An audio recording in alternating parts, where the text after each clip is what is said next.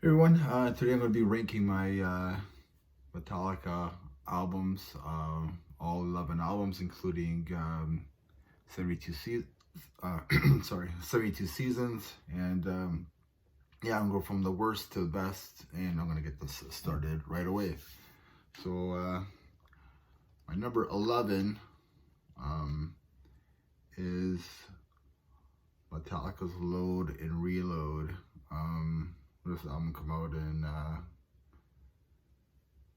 97. Yeah, I'm not really a big fan of this album. Yeah, when Load and Reload came out, I was pretty disappointed with the albums. You know, especially as a kid, I thought, I was like a teenager, so the album artwork, I thought it was like lava. Meanwhile, I think this one is Urine and Blood art from some guy.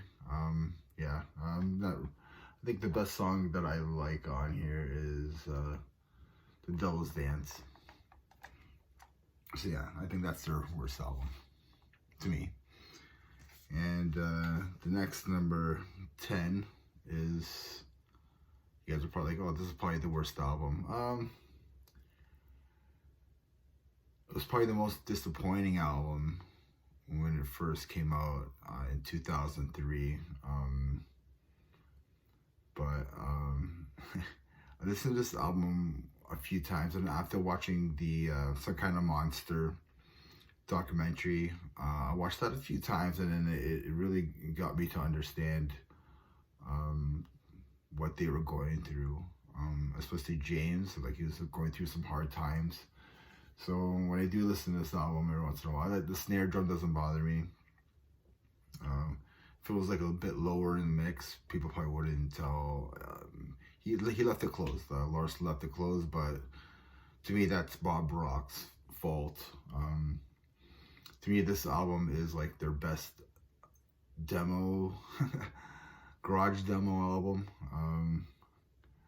I mean, there's some really great ideas, some great riffs on here. James is just, there's some screaming parts from James on here, like All Within My Hands, like at the end of that song where he's screaming kill kill, he's really screaming.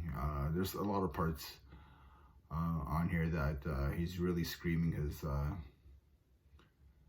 ass off. He's he's going through some battles. To me, this is a band like Metallica, especially James, was just like, you push a guy, like he needed a break. You push a guy, and this is the result that you're gonna get. Like he needed a break. He wasn't in writing an album mode. My favorite song on here is actually Invisible Kid. I think that's a really great song. I do like Saint Anger. There's some, Purify. Like, I don't know, like vocally if that's all made up, but like, I don't know, this album's so unpredictable that I like listening to it because I don't know what's going to happen next. I don't know. I enjoy it a little more and more, actually. So my next one, number 9, is Load. Out of the Load and Reload, yeah, this one's the best one. There's some cool songs, but to me, I got into Metallica with the Black Album. And then I got into Injustice for All. So I think by the time Justice for All, Master of Puppets, and so on. So I went down. So by the time the Black Album came out, I already listened to all their old stuff, and I was really into that old Metallica style. And then this came out, and I was pretty disappointed with it. I wanted that old sound back, I guess. But there's some pretty cool songs on here. I think James really got to branch out vocally, which is pretty cool. They made him a better vocalist, and yeah, there's some pretty cool songs on here. Like, I know a lot of people kind of like Until It Sleeps. I really didn't care for that song, but I think the house that Jack built was probably maybe their best song on here. I don't know, that's a really cool song. Bleeding Me is really cool.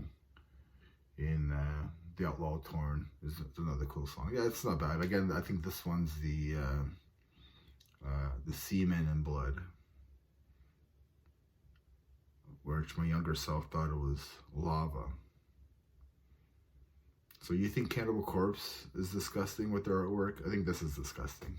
That's the honest truth. So think about that. Anyways, my next, so 9, 8. My next one is Death Magnetic. I think, yeah, this is probably their comeback album. I think it's a good album. To me, I think they should have ended the album with The Unforgiven 3. I think that song would have been a great closer. But great comeback. It's a really good album. When I bought this, like, I don't know, I thought the booklet was really cool because it comes out like that, like the coffin image just shrinks smaller and smaller. But yeah, I don't know. It's a great comeback album.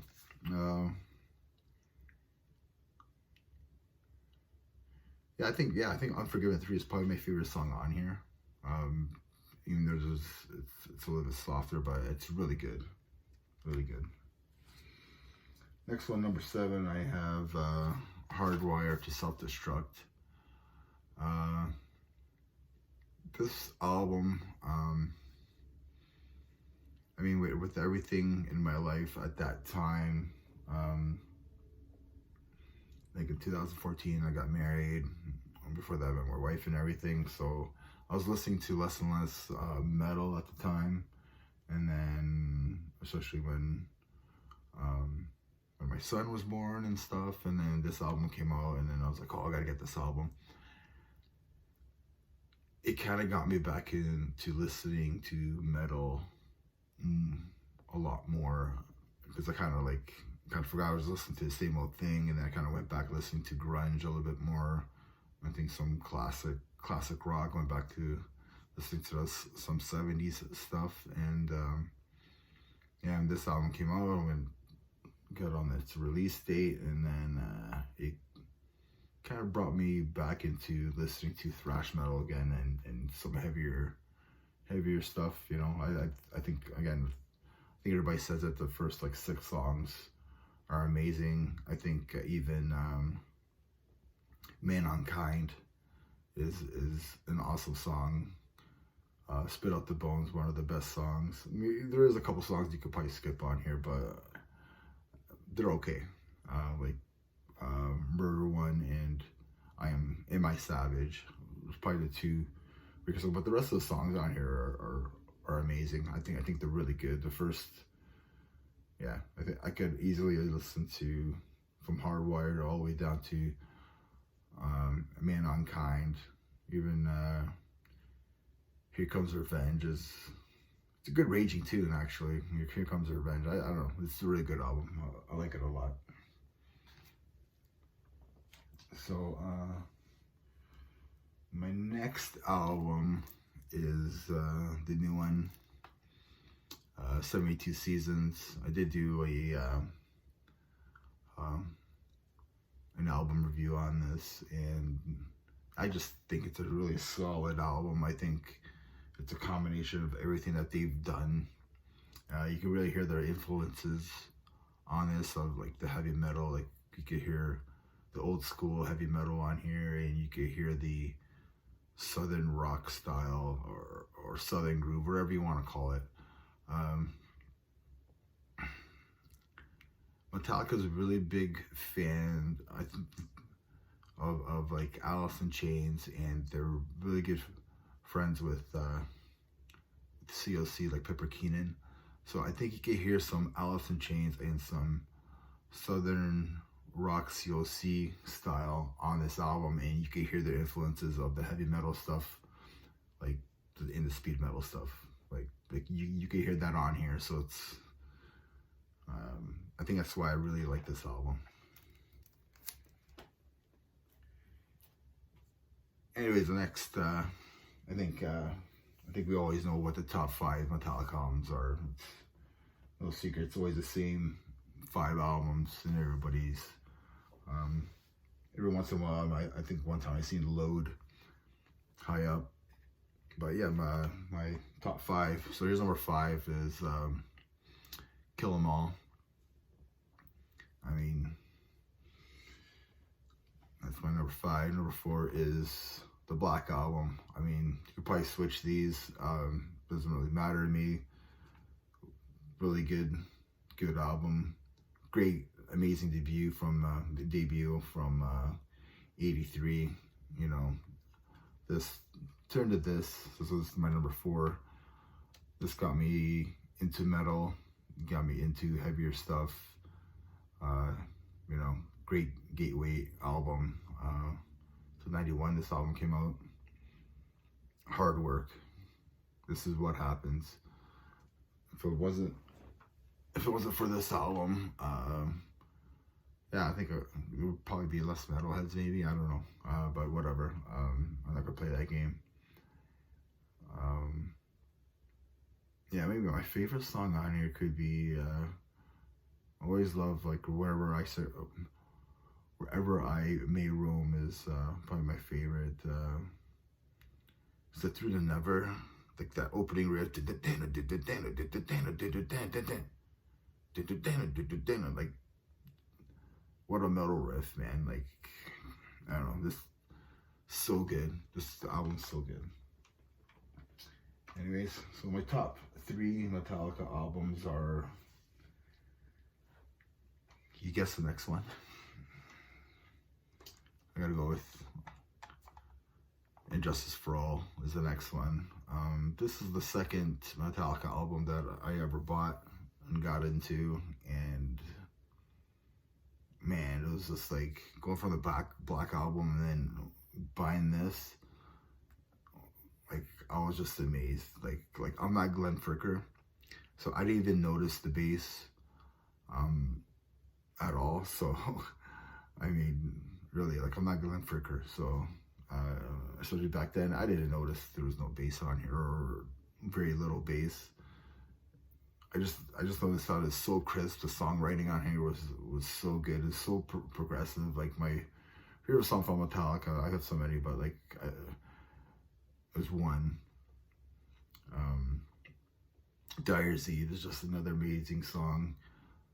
Blackened, what an amazing opening riff. Like, I don't know, man. Some people trash on this album for no reason. It's so good. So good. So 1 and 2, my number 2, and you can switch these, and everybody knows what's the top 2 are. Oh, Rides of Lightning, and then I'll go number 1 with Master of Puppets. Everybody knows this album, and everybody knows this album. The only reason, maybe, from what I see, is they wrote this album, and then can we do a better job of being tighter, being just better songwriters? Like what can we do better? And it's pretty much the same skill as this, but they kind of upped it with the musicianship on here, and I think this is a great album to give somebody. Even this one, it doesn't even really matter if somebody says, "Hey, what's metal?" and you go, "Here you go, like, listen to this." Like, you can do the same thing here. Listen to this. Either, give them both. Here you go. Listen to these and call me in the morning. But yeah, so that's my Metallica ranking. Let me know your thoughts in the comments below, and let me know your thoughts and what you think. Agree, disagree with me. Ask me what, or tell me what you think of my place for 72 seasons. Actually, I did buy the CD and the vinyl for this as well, so I just think it's a nice souvenir. So yeah, just let me know in the comments comments below what you think, and you know, please like the video, and please subscribe to my channel. And remember, metal never dies. Cheers, everybody.